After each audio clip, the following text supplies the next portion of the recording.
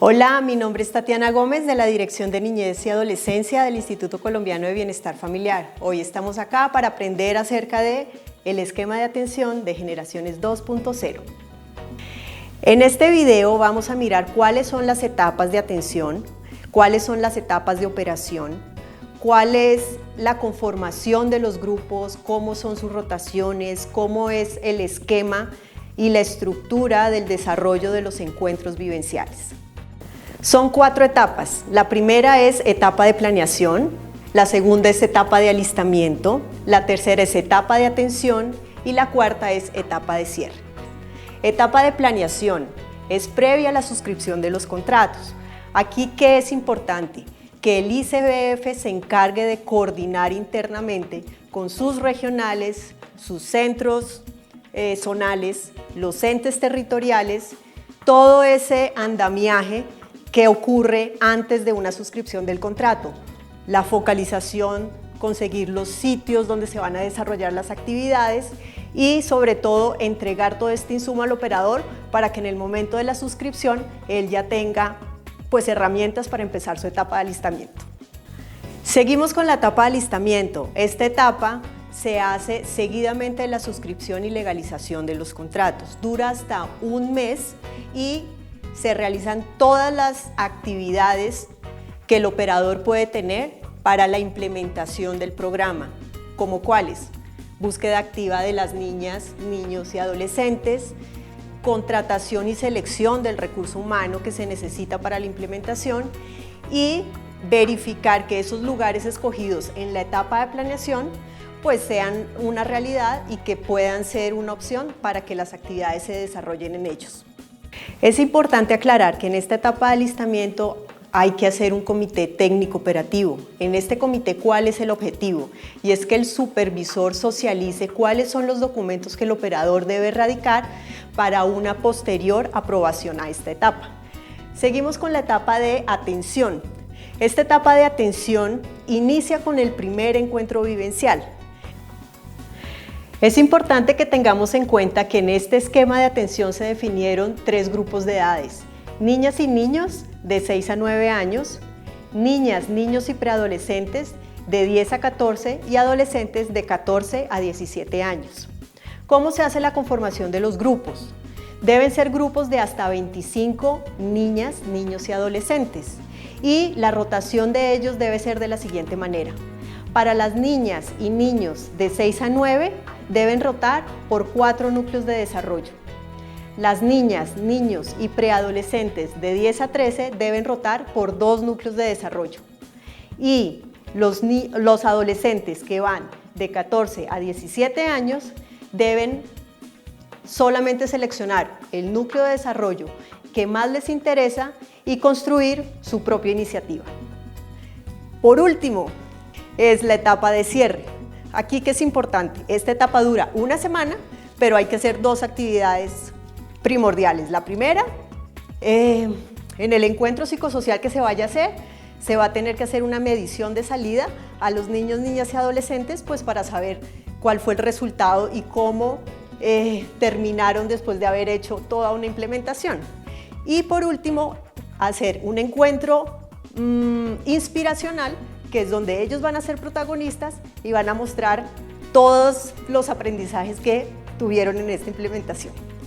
Antes de iniciar con la estructura de los encuentros vivenciales, es importante saber cuál es el andamiaje que está por debajo de esto y cómo funciona el recurso humano. Tenemos que contar con un coordinador general por zona, tenemos que contar con un asesor metodológico por cada 800 niñas, niños y adolescentes, con un psicosocial por cada 100 niños, niños y adolescentes y 4 inspiradores por cada 100 niños, niñas y adolescentes. El inspirador y el psicosocial serán los encargados de desarrollar estos encuentros vivenciales que explicaremos a continuación.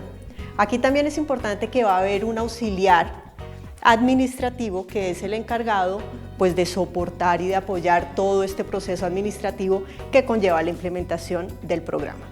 La forma de acompañamiento con los niños, niñas y adolescentes decimos que tiene 3 tipos de encuentros vivenciales.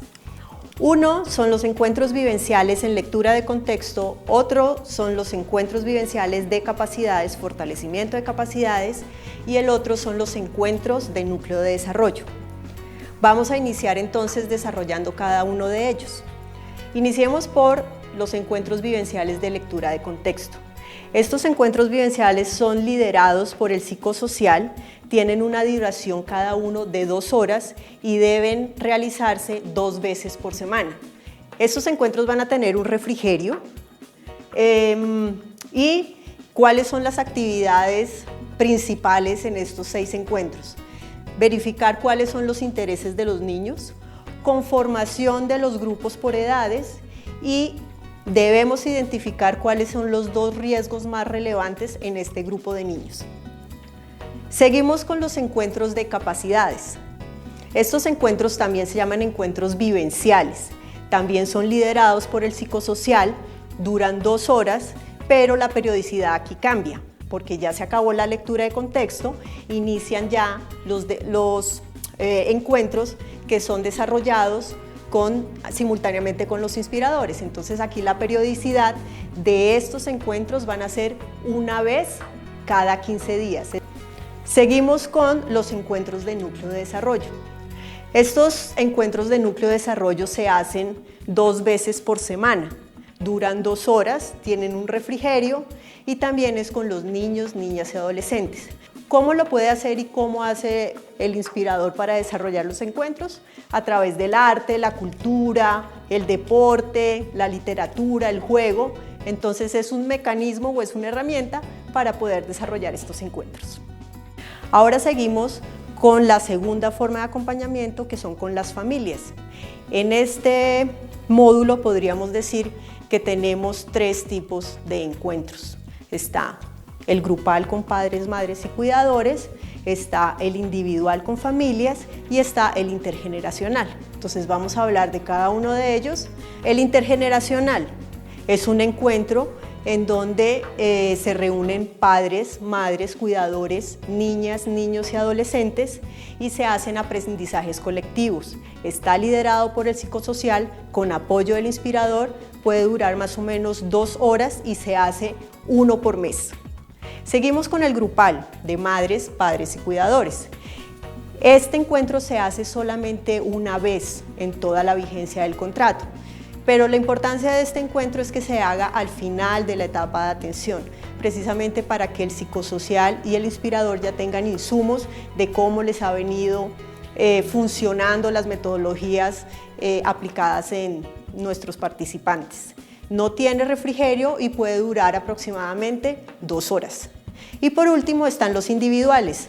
Son liderados por los psicosociales y es un espacio en donde el psicosocial se va a acercar a la familia con un instrumento ya preestablecido y de alguna manera se hará una caracterización de las familias de los niños participantes.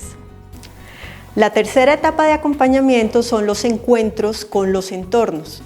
Estos encuentros se hacen por lo menos una vez por vigencia y es liderado por el psicosocial en compañía del asesor metodológico.